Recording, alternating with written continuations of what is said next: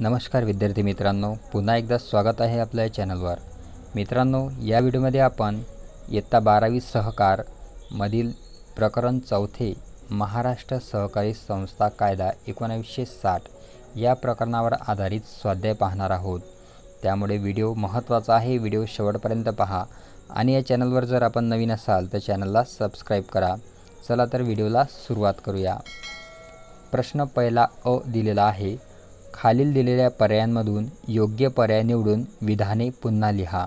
आणि यामध्ये पहिले विधान आहे, सहकारी संस्थेची नोंदणी झाल्यानंतर रिकामी जागा महिन्याच्या आत पहिली साधारण मंडळाची सभा बोलविण्यात आली पाहिजे। आणि आपल्याला जे पर्याय दिलेले आहे त्यामध्ये अचूक पर्याय आहे ब 3। सहकारी संस्थेची नोंदणी झाल्यानंतर 3 महिन्याच्या आत पहिली साधारण मंडळाची सभा बोलविण्यात आली पाहिजे। यानंतर दुसरा प्रश्न आहे, दुसरं विधान आहे, सभेमध्ये चर्चा करायच्या विषयाच्या यादीला रिकामी जागा असे म्हणतात। आणि पर्याय आहेत अ सूचना, ब कार्यक्रम पत्रिका, क इतिवृत्त। तर अचूक पर्याय आहे ब कार्यक्रम पत्रिका। सभेमध्ये चर्चा करायच्या विषयाच्या यादीला कार्यक्रम पत्रिका असे म्हणतात। यानंतर तिसरे विधान आहे, महाराष्ट्रातील पहिला सहकारी संस्था कायदा रिकाम्या जागा यावर्षी संमत झाला। आणि पर्याय आहे 1904, 1912 आणि 1960। तर मित्रांनो, या ठिकाणी बघा, 1904 मध्ये भारतातील पहिला सहकारी संस्था कायदा झाला। त्यानंतर 1912 मध्ये भारतातील दुसरा सहकारी संस्था कायदा झाला।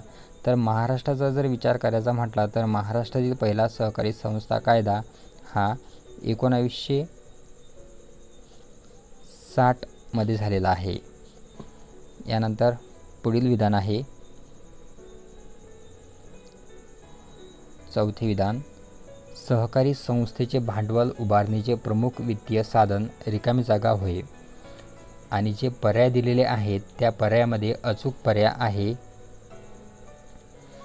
पर्याय अ भाग भांडवल। सहकारी संस्थेचे भांडवल उभारणीचे प्रमुख वित्तीय साधन भाग भांडवल होय। यानंतर पुढील विधान आहे, पाचवे विधान, सहकारी कायद्यानुसार सहकारी संस्थेच्या निव्वळ नफ्यातील रिकामी जागा टक्के रक्कम राखीव निधीत जमा केली पाहिजे। आणि जे पर्याय दिलेले आहेत त्यामध्ये अचूक पर्याय आहे पर्याय क्रमांक क 25। सहकारी कायद्यानुसार सहकारी संस्थेच्या निव्वळ नफ्यातील 25% रक्कम राखीव निधीत जमा केली पाहिजे। यानंतर पुढील विधान आहे, सहावे विधान, भारतातील दुसरा सहकारी कायदा रिकाम्या जागा यावर्षी संमत करण्यात आला। तर भारतातील दुसरा सहकारी संस्था कायदा जो आहे तर तो 1912 मध्ये संमत करण्यात आलेला आहे। पहिला सहकारी संस्था हा 1904 मध्ये संमत करण्यात आला। यानंतरचे विधान आहे, भांडवल उभारणीचे रिकामी जागा हे बाह्य साधन आहे। तर बाह्य साधन जे आहे तर ते कर्जरोखे आहे। भांडवल उभारणीचे बाह्य साधन कर्जरोखे आहे। तसेच भाग आणि राखीव निधी जे आहे तर ते भांडवल उभारणीचे अंतर्गत साधन आहे। यानंतर पुढील विधान पाहू, आठवे विधान आहे, सहकारी संस्थेचे आर्थिक वर्ष संपल्यानंतर रिकाम्या जागा सर्वसाधारण सभा आयोजित केली जाते। आणि जे पर्याय आहे त्यामध्ये अचूक पर्याय आहे ब अधिमंडळाची वार्षिक सभा जी आहे। सहकारी संस्थेचे आर्थिक वर्ष संपल्यानंतर अधिमंडळाची वार्षिक सर्वसाधारण सभा आयोजित केली जाते। यानंतरचे विधान आहे, सभेतील कामकाजाची नोंद रिकाम्या जागा ठेवली जाते। तर पर्याय आहे अचूक पर्याय इतिवृत्त पुस्तकात। सभेतील कामकाजाची नोंद इतिवृत्त पुस्तकात ठेवली जाते। यानंतर पुढील विधान आहे, दीर्घ मुदतीचे कर्ज रिकाम्या जागाची विक्री करून उभारले जाते। पर्याय जे दिलेले आहे त्यामध्ये आहे भाग, कर्जरोखे, प्रवेश शुल्क। तर दीर्घ मुदतीचे कर्ज हे कर्जरोखेची विक्री करून उभारले जाते।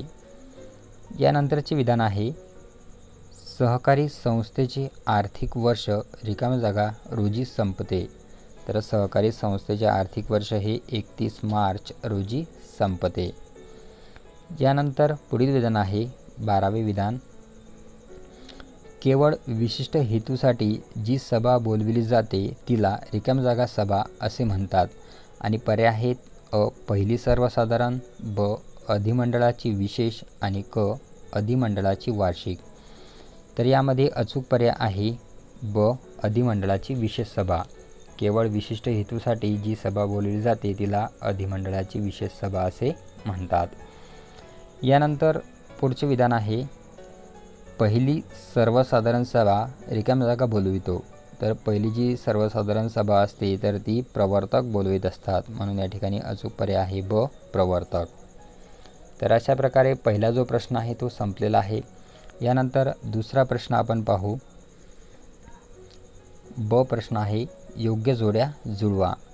आणि यामध्ये 2 गट आपल्याला दिलेले आहेत, अ गट आणि ब गट. तर आपण आता जोड्या पाहणार आहोत. अ गटामध्ये दिलेला आहे अधिमंडळाची वार्षिक सर्वसाधारण सभा. तर ही जी वार्षिक सर्वसाधारण सभा असती तर ती दरवर्षी बोलवली जाते, म्हणून यामध्ये पर्याय जो आहे तर 8वा पर्याय अचूक आहे. अधिमंडळाची वार्षिक सर्वसाधारण सभा, तर पर्याय येईल 8वा. यानंतर आहे ऋण परिशोधन अधिकारी. तर हा जो ऋण परिशोधन अधिकारी जो असतो तर अंतिम सभेमध्ये त्याला बोलवले जाते किंवा अंतिम सभेच्या वेळेस तो असतो, म्हणून या ठिकाणी पर्याय आहे 6. यानंतर क आहे भाग. तर भाग जे आहे तर त्यावर लाभांश हा मिळत असतो, म्हणून याचा पर्याय आहे 4 नंबरचा लाभांश. त्यानंतर आहे ड कर्जरोखे. तर कर्जरोखे जे आहे तर यावर व्याज दिले जात असते, म्हणून याचा पर्याय आहे 5वा व्याज. त्यानंतर आहे सहकारी संस्थेची संरक्षक भिंत. तर सहकारीची जी संरक्षक भिंत आहे तर ती राखीव निधीला म्हटले जाते, म्हणून इथं पर्याय क्रमांक येईल 2. तर अशा प्रकारे जोड्या लावामधील जो पहिला प्रश्न आहे तो इथं संपलेला आहे. अधिमंडळाची वार्षिक सर्वसाधारण सभा, पर्याय 8वा दरवर्षी बोलवली जाते. ब. ऋण परिशोधन अधिकारी, याची जोडी आहे 6 अंतिम सभा. त्यानंतर भाग, याची जोडी आहे 4 लाभांश. आणि ड आहे कर्जरोखे, याची जोडी आहे व्याज. आणि ई आहे सहकारी संस्थेचे संरक्षक भिंत, तर याची जोडी आहे 2 राखीव निधी. यानंतर पुढील प्रश्न पाहू. जोड्या लावाचा दुसरा प्रश्न आहे. यामध्ये सुद्धा 2 गट आपल्याला दिलेले आहे, अ गट आणि ब गट. तर त्याच्या जोड्या आपण आता पाहणार आहोत. तर अ गटामध्ये आहे इतिवृत्त. तर मित्रांनो, इतिवृत्त जे आहे ते सभा संपल्यानंतर लिहित असतात आणि सभेमध्ये जे काही निर्णय झालेले असतील त्याचा कायदेशीर पुरावा म्हणून इतिवृत्ताचा उपयोग हा केला जात असतो, म्हणून याचा अचूक पर्याय जो आहे तर तो आहे 10. इतिवृत्ताचा जो अचूक पर्याय आहे सभेतील निर्णयांचा कायदेशीर पुरावा. त्यानंतर आहे अध्यक्ष. तर अध्यक्ष जो आहे तो सभेवर नियंत्रण करण्याचं किंवा सभा तहकूब करण्याचं काम करत असतो, म्हणून दिलेल्या पर्यायांमध्ये अचूक पर्याय आहे 6. अध्यक्षाची जोडी आहे सभेवर नियंत्रण. त्यानंतर आहे चिटणीस. तर चिटणीस जो आहे तर इतिवृत्त लिहिण्याची जबाबदारी जी आहे ती चिटणीसाची असते, म्हणून याची जोडी आहे 2 क्रमांकाची इतिवृत्त लिहिण्याची जबाबदारी. त्यानंतर आहे गणपूर्ती. तर सभा जी आहे, सभेसाठी जी काही आवश्यक संख्या असते सभासदांची तर त्याला गणपूर्ती असं म्हटलं जाते किंवा गणसंख्या त्याला म्हटलं जाते. तर दिलेल्या जो पर्याय आहे, जोडी जी आहे तर अचूक जोडी आहे 8 क्रमांकाची. सभेसाठी किमान आवश्यक संख्या म्हणजे गणपूर्ती, तर याची जोडी येईल 8वी. त्यानंतर आहे कार्यक्रम पत्रिका. तर सभेमध्ये जे काही विषय असतील त्या विषयांची सूची ही कार्यक्रम पत्रिकेमध्ये दिलेली असते, म्हणून याचा पर्याय आहे किंवा जोडी आहे 1 कार्यक्रम पत्रिका सभेतील विषय सूची. यानंतर पुढील प्रश्न पाहू. प्रश्न तिसरा जो आहे जोड्या जुळवामधील तिसरा प्रश्न आहे. अ गटामध्ये आपल्याला दिलेला आहे अ अंतिम सभा. तर अंतिम सभा जी आहे तर ती संस्थेचा शेवट करत असते, म्हणजे संस्थेच्या शेवटी जी सभा बोलवली जाते तिला अंतिम सभा असं म्हणतात. तर यामध्ये जोडी जी आहे, अचूक जोडी आहे 3. अंतिम सभा, संस्थेचा शेवट. त्यानंतर आहे अधिविकर्ष सवलत. तर अधिविकर्ष सवलत जी आहे तर ती चालू ठेवीवर दिल्या जात असते, म्हणून इथं अचूक जोडी आहे 4. अधिविकर्ष सवलत, चालू ठेव.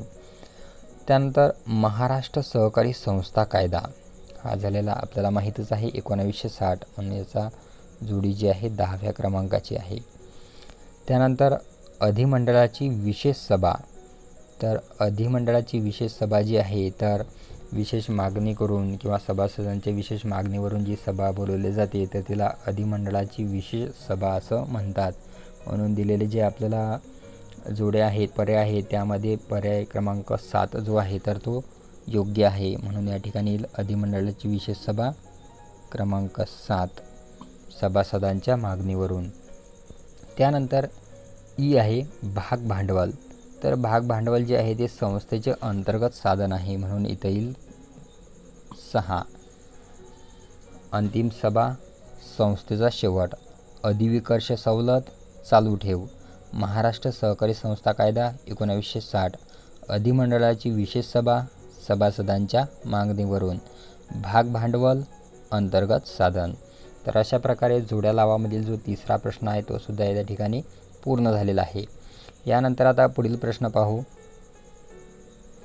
पुढील प्रश्न आहे खालील विधानांसाठी एक शब्द किंवा शब्दसमूह लिहा आणि यामध्ये पहिलं विधान आपल्याला दिलेलं आहे सहकारी संस्थेची संरक्षक भिंत.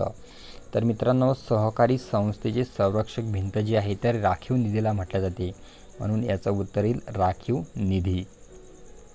यानंतर दुसरे विधान आहे सभेच्या कामकाजाची नोंद ठेवणारे पुस्तक. आता जी काही सभा होत असते तर त्या सभेचे जे कामकाज आहे किंवा सभेमध्ये घेतलेले निर्णय जे आहेत तर त्या सर्व कामकाजाची नोंद जी आहे तर ती इतिवृत्त पुस्तकात ठेवल्या जात असते. तर इतिवृत्त पुस्तक लिहिण्याची जबाबदारी जी आहे तर ती सचिवाची म्हणजे चिटणीसाची असते. म्हणून दुसरं जे विधान आहे तर त्याचं उत्तर आहे इतिवृत्त. यानंतर तिसरे विधान आहे सभेमध्ये चर्चिल्या जाणाऱ्या विषयाची यादी.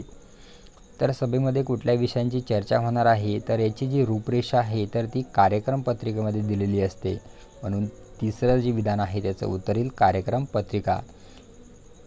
यानंतर चौथे विधान आहे विशिष्ट कालावधीसाठी ठेवण्यात येणारी ठेव. तर विशिष्ट कालावधीसाठी जी काही ठेवल्या जात असते तर तिला मुदत ठेव म्हणतात. याचं उत्तर येईल मुदत ठेव. यानंतर पुढील आहे पाचवे विधान ज्या ठेवीत दैनंदिन व्यवहार कितीही वेळा रक्कम ठेवता व काढता येते. तर अशी जी ठेव आहे तर तिला चालू ठेव म्हणतात, उत्तर येईल चालू ठेव. सहावे विधान आहे सभेत मतदानाच्या वेळी अध्यक्षांना असणारा विशेषाधिकार. तर सभेमध्ये अध्यक्षांना एक विशेष अधिकार असतो की जेव्हा सभेमध्ये एखाद्या बाजूने समान मते पडल्यास अशा वेळेस अध्यक्ष जो आहे तर तो निर्णायक मत देण्याचा त्याला विशेष अधिकार असतो, म्हणून सहावं जे विधान आहे तर त्याचं उत्तर आहे निर्णायक. त्यानंतर सातवे विधान आहे पहिली सर्वसाधारण अधिमंडळाची सभा बोलविणारी व्यक्ती.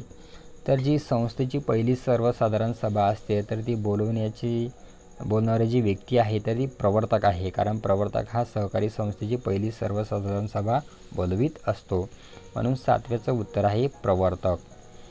यानंतर आठवे विधान आहे विशिष्ट उद्देशासाठी तातडीने बोलविण्यात येणारी सभा.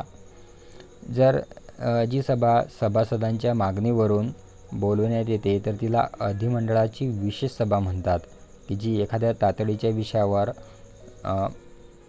विषयावर किंवा उद्देशासाठी ती सभा बोलवल्या जाते, म्हणून आठवं जे विधान आहे त्याचं उत्तर आहे अधिमंडळाची विशेष सभा. यानंतर पुढील विधान पाहू सभेच्या वैधानिकतेसाठी सभासदांची किमान उपस्थिती. तर याला म्हणतात गणपूर्ती. यानंतर 10वे विधान आहे भारतात पहिला सहकारी कायदा संमत झाला ते वर्ष. तर भारतामध्ये पहिला सहकारी संस्था कायदा जो आहे तो 1904 मध्ये झाला, उत्तर येईल 1904. दुसरा जो आहे तो 1912. त्यानंतर 11वे विधान आहे, संस्थेच्या दरवर्षीच्या निव्वळ नफ्यातून बाजूला काढून ठेवलेली रक्कम, तर त्याला म्हणतात राखीव निधी. 12वे विधान आहे, सभेने चर्चा करून रीतसर मंजूर केलेला प्रस्ताव, तर त्याला म्हणतात ठराव. यानंतर पुढील प्रश्न आहे प्रश्न ड. प्रश्न पहिला ड आहे, खालील विधाने चूक की बरोबर ते सांगा. आणि यामध्ये पहिले विधान आहे,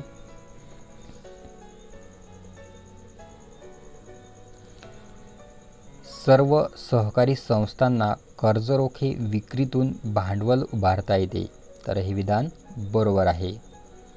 दुसरे विधान आहे, संस्थेच्या सभांचे इतिवृत्त लिहिण्याची जबाबदारी अध्यक्षांची असते. तर आपल्याला माहीत आहे, सभेचे जे काही इतिवृत्त आहे ते इतिवृत्त लिहिण्याची जबाबदारी ही अध्यक्षांची नाही तर सचिवांची असते, म्हणून दुसरे विधान हे चूक आहे. तिसरे विधान आहे, कार्यकारी समिती उपसमिती नेमू शकते, बरोबर आहे. चौथे विधान आहे, सहकारी संस्थेच्या अध्यक्षास निर्णायक मताचा वापर करता येत नाही, तर हे चूक आहे, कारण सहकारी संस्थेच्या अध्यक्षांना निर्णायक मताचा वापर करता येतो. यानंतरचे 5वे विधान आहे, भागधारक हे सहकारी संस्थेचे सावकार असतात, तर हे जे विधान आहे तर हे चूक आहे, कारण भागधारक हे सहकारी संस्थेचे सावकार नाही तर मालक असतात, म्हणून 5वे विधान चूक आहे. 6वे विधान आहे, व्यवस्थापन समितीच्या परवानगीशिवाय भागांचे हस्तांतरण करता येत नाही, हे विधान बरोबर आहे. 7वे विधान आहे, चालू ठेवीवर अधिविकर्ष सवलत मिळते, तर हे विधानसुद्धा बरोबर आहे.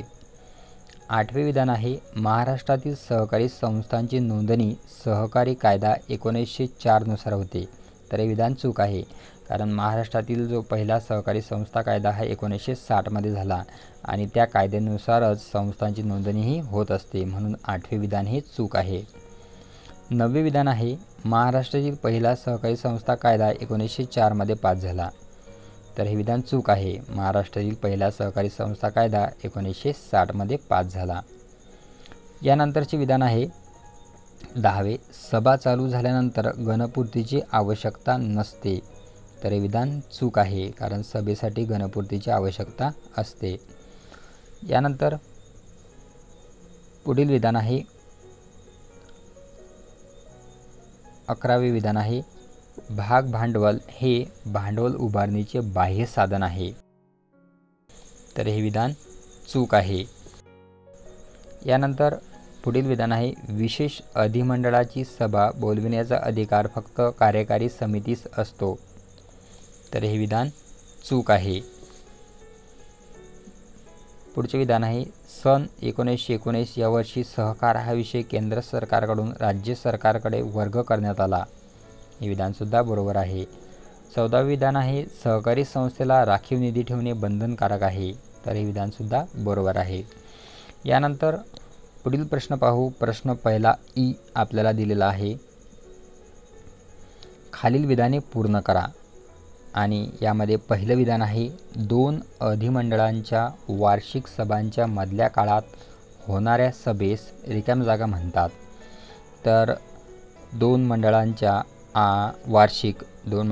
वार्षिक सभांच्या मधल्या काळात होणाऱ्या सभेस विशेष सभा म्हणतात, अधिमंडळाची विशेष सभा. यानंतर दुसरे विधान आहे, सभेचा वृत्तांत रिकाम्या जागा पुस्तकात लिहिला जातो, तर सभेचा वृत्तांत इतिवृत्त पुस्तकात लिहिला जातो. तिसरे विधान आहे, जी ठेव विशिष्ट कालावधीसाठी ठेवण्यात येते तिला रिकाम्या जागा असे म्हणतात, या ठिकाणी येईल मुदत ठेव. चौथे विधान आहे, सहकारी संस्था जास्तीत जास्त रिकाम्या जागा टक्के लाभांश देऊ शकते, तर सहकारी संस्था जी आहे त्या जास्तीत जास्त 15% लाभांश देऊ शकतात. सहकारी संस्था जास्तीत जास्त 15% लाभांश देऊ शकतात. यानंतर 5वे विधान आहे, सभेने रीतसर मंजूर केलेल्या प्रस्तावास रिकाम्या जागा म्हणतात, तर या ठिकाणी ठराव. 6वे विधान आहे, सहकारी कायद्याप्रमाणे कोणत्याही व्यक्तीला संस्थेच्या एकूण भाग भांडवलाच्या रिकाम्या जागापेक्षा अधिक भांडवल खरेदी करता येत नाही. तर सहकारी कायद्यानुसार कोणत्याही व्यक्तीला संस्थेच्या एकूण भाग भांडवलाच्या 1/5 किंवा ₹5,00,000 यापेक्षा अधिक भांडवल खरेदी करता येत नाही. यानंतर पुढील प्रश्न पाहू. 7वे विधान दिलेले आहे. महाराष्ट्राचा पहिला सहकार कायदा रिकाम्या जागांमध्ये पास झाला. या ठिकाणी येईल 1960. 8वे विधान आहे.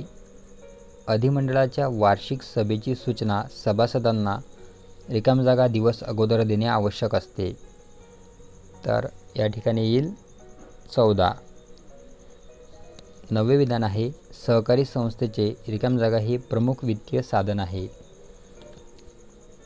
उत्तर आहे भाग. 11वे विधान आहे. भारतातील पहिला सहकारी कायदा रिकाम्या जागांमध्ये मंजूर करण्यात आला. 1904. 11वे विधान आहे. सहकारी संस्थेच्या निव्वळ नफ्यातील ठराविक रक्कम बाजूला ठेवली जाते त्यास म्हणतात राखीव निधी. 12वे विधान आहे. कर्जरोखेधारक हे संस्थेचे रिकाम्या जागा असतात. तर कर्जरोखेधारक हे संस्थेचे सावकार असतात. तर मित्रांनो, या व्हिडिओमध्ये आपण एवढंच पाहणार आहोत. बाकीचे जे उरलेले प्रश्न आहेत ते आपण या व्हिडिओच्या दुसऱ्या भागामध्ये पाहणार आहोत. त्यामुळे हा व्हिडिओ आपल्याला कसा वाटला ते नक्की कमेंट करा आणि व्हिडिओ आवडल्यास लाईक करा, शेअर करा आणि सहकार या विषयावरचे आणखी व्हिडिओ पाहण्यासाठी या चॅनलला सबस्क्राईब करा. पुन्हा भेटूया पुढच्या व्हिडिओमध्ये. तोपर्यंत good bye and take care.